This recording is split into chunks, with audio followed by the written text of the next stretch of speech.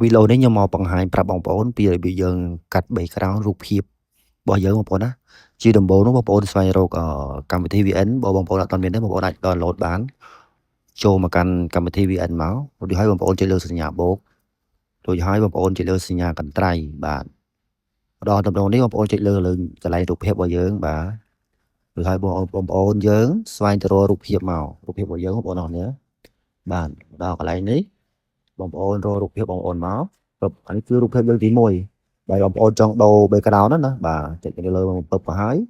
បាទខ្ញុំយក background មួយនេះរួចហើយបងប្អូនម្ដងកន្លែងនេះបងប្អូនទៅកាត់ទំហំយក9.16បាទទំហំប្រឈមបងប្អូនណាបាទចុចដល់ពឹបហើយបងប្អូនចុចសញ្ញាគ្រីសពឹបបាទ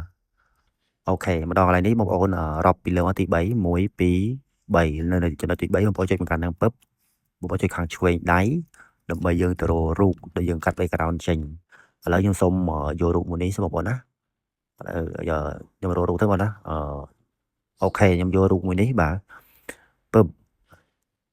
ម្ដងកន្លែងនេះវាមានចេញលក្ខណៈបែបនេះបងប្អូនគួរដឹងហើយយើងត្រូវកាត់ background នេះចេញអញ្ចឹងយើងយក background ខាងក្រោយអញ្ចឹងបងប្អូនស្វែងមកខាងក្រោមនេះរួមមកខាងក្រោមនេះរួមកន្លែងសញ្ញារូបនេះបងប្អូនណាបងចុចមកកាន់នឹងពឹបមកបាទហើយវានឹង remove background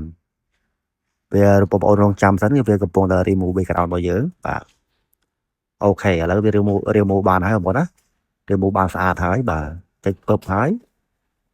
អូខេនេះបងប្អូនណាគាត់ចង់បាន background បែបនេះបាទយើងចង់ដាក់ background បងប្អូនចង់មាន background ដែលស្អាតអញ្ចឹងណាបងប្អូនអាចកាត់បានកាត់តដូចរបស់ខ្ញុំនេះបាទនេះបាទចឹងរបៀបយើងដូរកាត់ background ក៏មានតែប៉ុណ្ណឹងបងប្អូនណាយើងកាត់ background ក៏មានប៉ុណ្ណឹងដែរចាំជួបខ្ញុំនៅវីដេអូក្រោយទៀតពីចំណុចដែលថ្មីបាទ